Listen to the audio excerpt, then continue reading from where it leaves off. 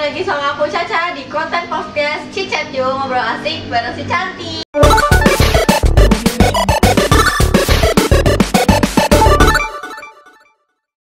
Kali ini aku ditemenin sama Fitri. Hai. Dan di episode kali ini kita kedatangan tamu spesial, yaitu Bapak Wakil Bupati Cilacap, Bapak Syamsul Aulia Rahman. Assalamualaikum.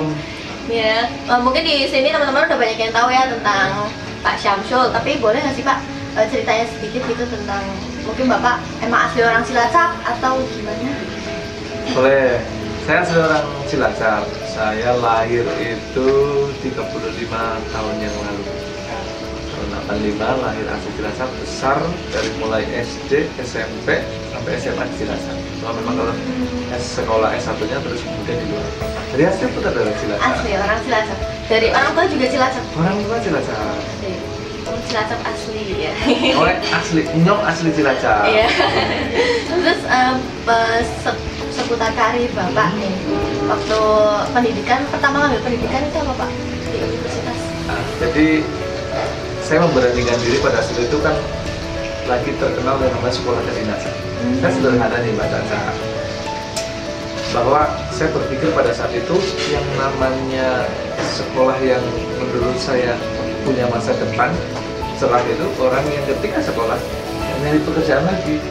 Saya ngambil pada itu sekolah kedinasan, artinya terikat dinas, begitu keluar saya sudah langsung dapat job akan ditempatkan di mana, yaitu PNS gitu.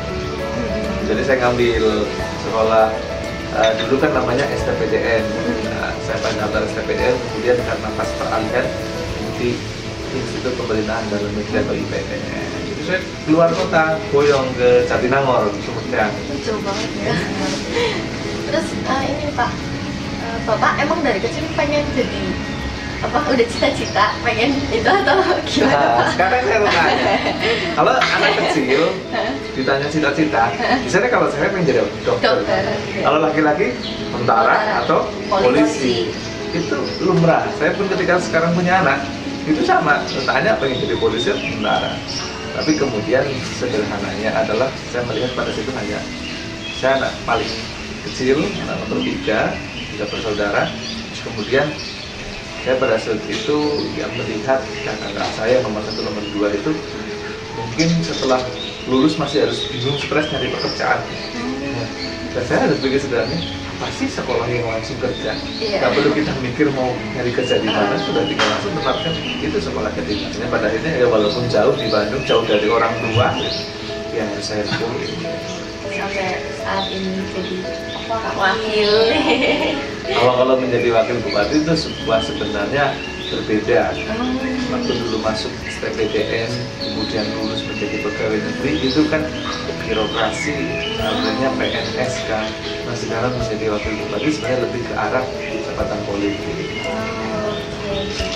Terkait ini Pak, kan sekarang Pak Sabtu udah jadi wakil bupati. Terus kita juga sering ini nih ngepo Instagramnya. Terus Pak Wakil sering menyuarakan tentang UMKM nih Pak. Apalagi sekarang juga lagi ramai yang baca soal UMKM. Kalau boleh tahu sebenarnya UMKM itu apa sih Pak? Kalau boleh tahu untuk anak-anak muda mungkin teman-teman banyak yang belum tahu. Terus kita pengen tahu UMKM itu apa. Kalau secara singkatannya usaha mikro, kecil dan menengah. Jadi begini, kenapa saya tertarik ketika musim pandemi ini tertarik untuk menggunakan UMKM? Karena saya berpikir adalah salah satu pelaku ekonomi yang terbesar di Indonesia adalah menengah ke bawah. Mereka itu UMKM. Kalau industri-industri besar sudah jelas, tapi ketika berbicara di masyarakat, paling banyak itu adalah yang mikro, kecil, menengah, yaitu UMKM yang dikatakan adalah UMKM. Kenapa saya tertarik? Karena mereka paling terdampak. Gitu. Mereka itu paling terdampak ketika pandemi ini datang.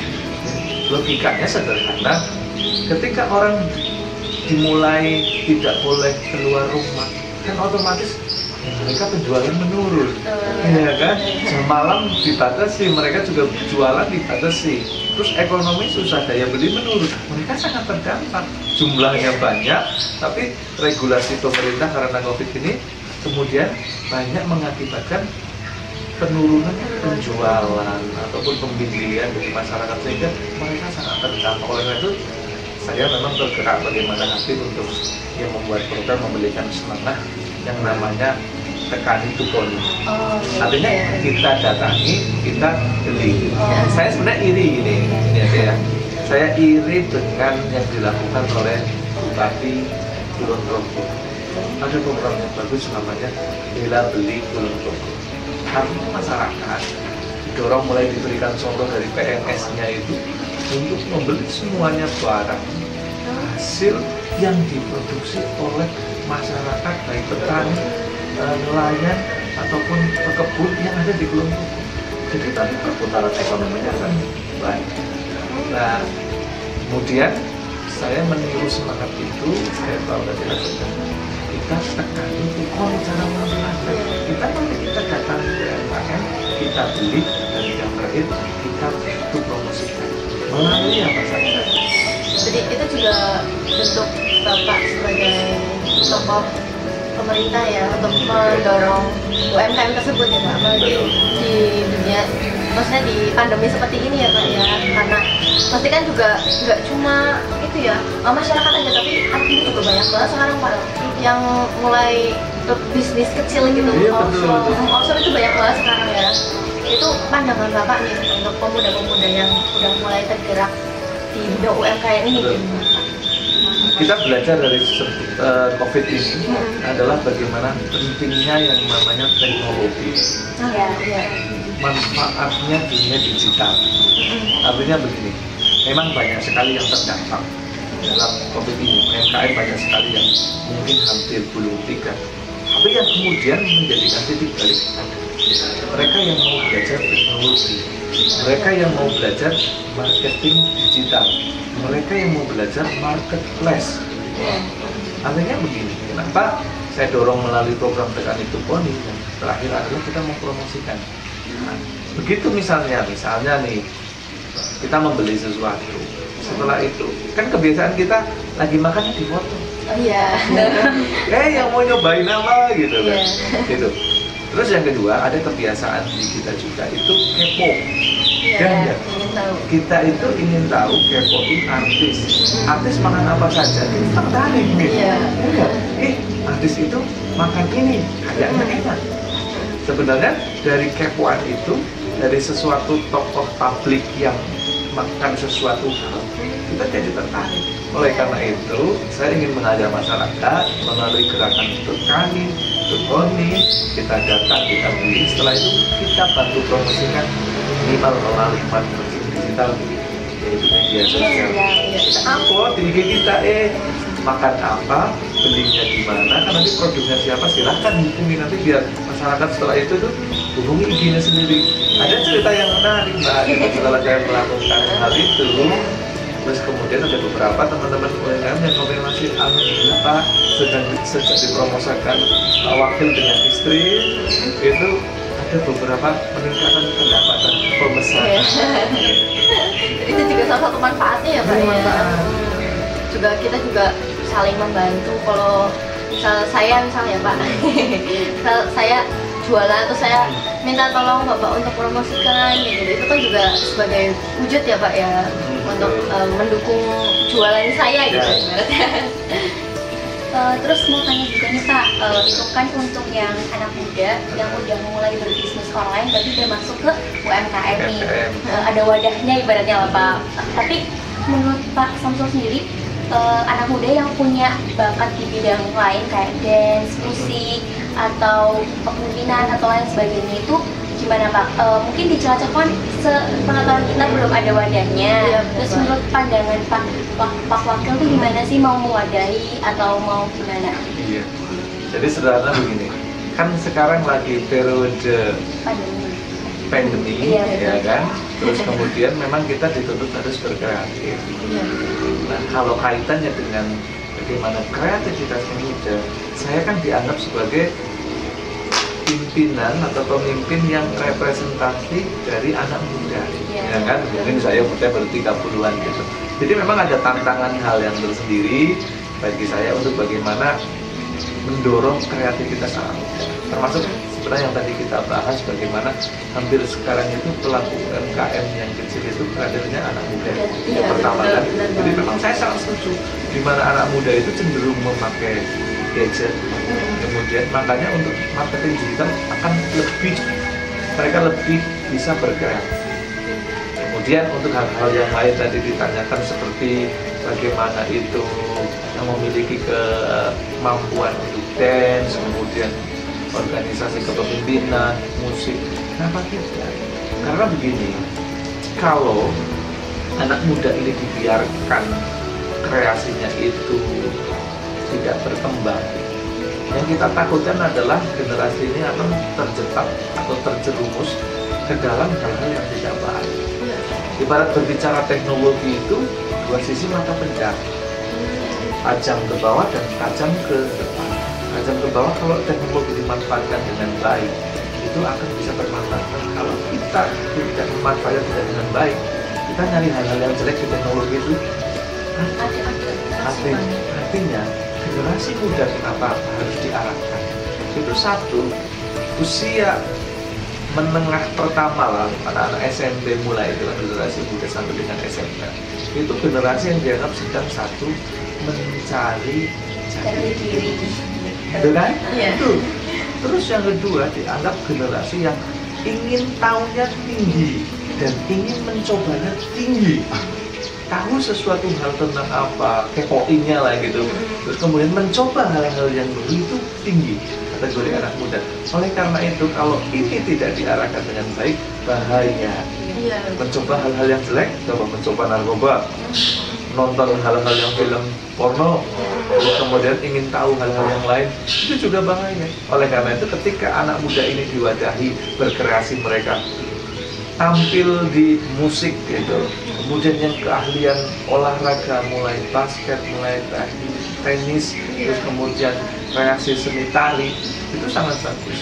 Nah kemudian saya sangat setuju ketika nanti ke depan mari anak-anak muda ini, harapan saya mereka pengen ada event-event lomba yang memberikan mereka support gitu.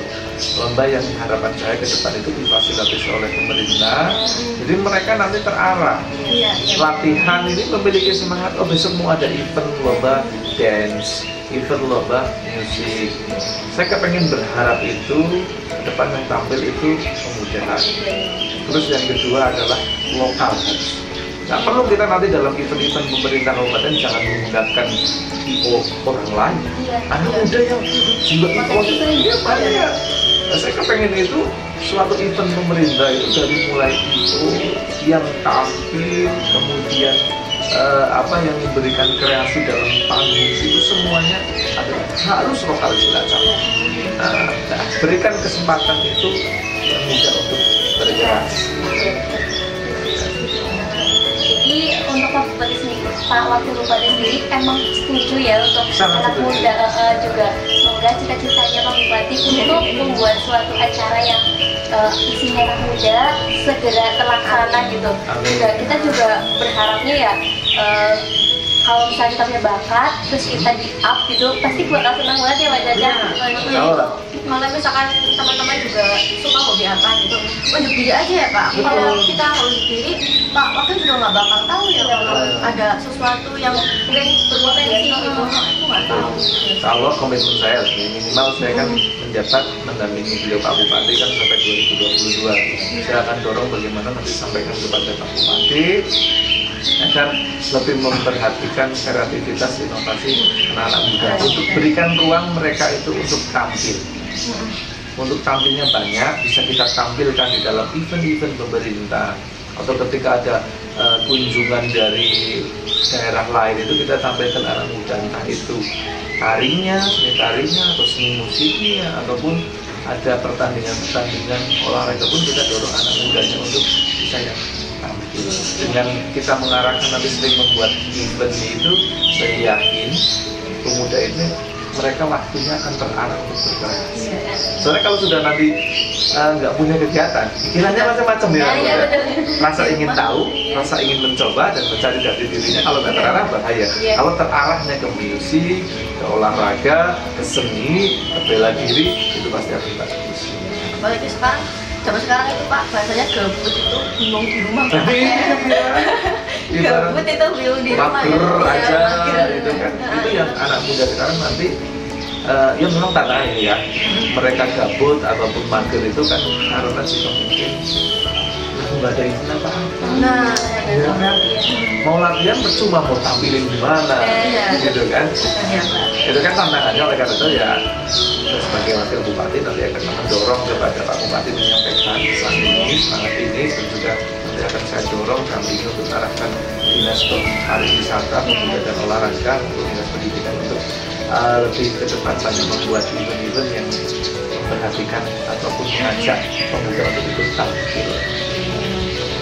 Ya teman-teman sudah disampaikan. Jadi komitmen lah. Iya. Jadi tetap semangat teman-teman yang lagi di rumah, yang lagi berkarya, mungkin suka musik atau lagi bikin musik ya. Tetap semangat karena Bapak berarti udah setuju sama kita semua ya Pak, dan mau mendukung ya.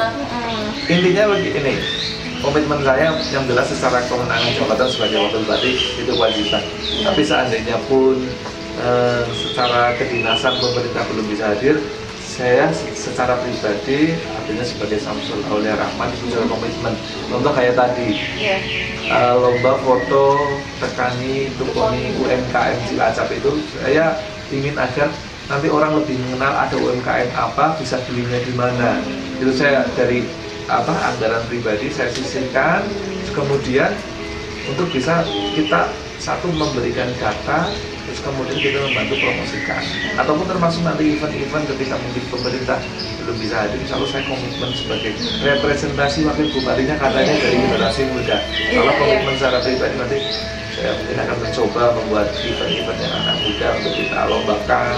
Ya mungkin di tengah pandemi kita harus menyesuaikan, nanti mungkin biasa mungkin film pendek tentang edukatif apa, mungkin tentang event pemuda apa, ya TikTok ada sisi edukatifnya. TikTok ke sini Pak. Akhirnya bisa.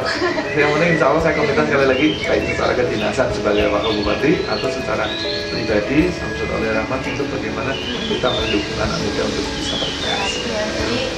Oke teman-teman, tadi kita udah sempat bahas banyak ya sama Pak Wakil Bupati. Yang pertama kita kasih kesimpulan kalau Pak Wakil Bupati sangat mendukung soal UMKM ya Pak. Yang pertama, yang kedua Pak Wakil Bupati juga mendukung anak muda untuk terus berkarya. Jadi teman-teman yang punya karya apapun kembali mulai dari sekarang. Ya, itu Sama lagi udah mulai new normal ini ya. Latihannya yang banyak. Karena nanti semakin kalian bisa menguji diri, semakin Bapak bisa mendukung kalian. Juga Pak Wakil kan juga insya Allah nantinya bakal mewadahi atau ada event apa ya Pak, juga terlaksana ya. Oke, mungkin dari Bapak. Saya jawabannya ya satu, karena siap. Siap. Siap itu yang pertama adalah bagaimana saya ingin mendorong anak muda ini, terutama yang anak muda yang memiliki kreasi di bidang UMKM, mereka yang sedang berinovasi di bidang UMKM, untuk bisa melihatkan dirinya, memunculkan diri, jangan pernah takut ataupun malu untuk berkreasi. Kadang-kadang berkreasi itu kan kita mendapat masukan, kritikan, itu jangan terus jatuh, melempem, jangan. Tapi dari kritikan, dari masukan itu kita harus bangun, anak muda harus bangun, harus menunjukkan bahwa kritikan itu adalah bagian dari untuk perbaikan sesuatu hal yang kita lakukan. Terus yang kedua, saya juga komitmen bagaimana untuk mewadahi anak-anak muda yang memiliki kreasi, baik seni, olahraga, musik, ataupun keahlian-keahlian yang lain dari anak muda itu. Untuk ke depan kita arahkan, kita ke depan dalam situasi pandemi ini, kita mungkin akan lebih berkreatif lagi untuk pemerintah. Saya akan dorong nanti kepada Pak Bupati ataupun kepada dinas yang terkait untuk lebih bagaimana membuat event agar anak-anak ini, anak muda ini bisa menyalurkan kreativitasnya. Intinya saya siap sepakat hal tersebut. Oleh karena itu ya saya menghimbau kepada seluruh masyarakat Kabupaten Cilacap, khususnya untuk generasi muda, buktikan bahwa kalian itu bisa. Buktikan bahwa kalian itu mampu bekerja, bahwa kalian itu mampu untuk menunjukkan dirinya ketika dalam situasi yang susah, dalam situasi apapun, tantangan itu pasti ada. Karena anak muda yang sukses adalah anak muda yang berani keluar dari zona nyaman. Benar banget. Ya, jadi terima kasih Bapak Syamsul. Terima kasih Mbak Caca sama Mbak Fikri ya. Udah mau kita tanya-tanya. Ya. Itu dia tadi guys dari kita. Jangan lupa like, comment, dan subscribe.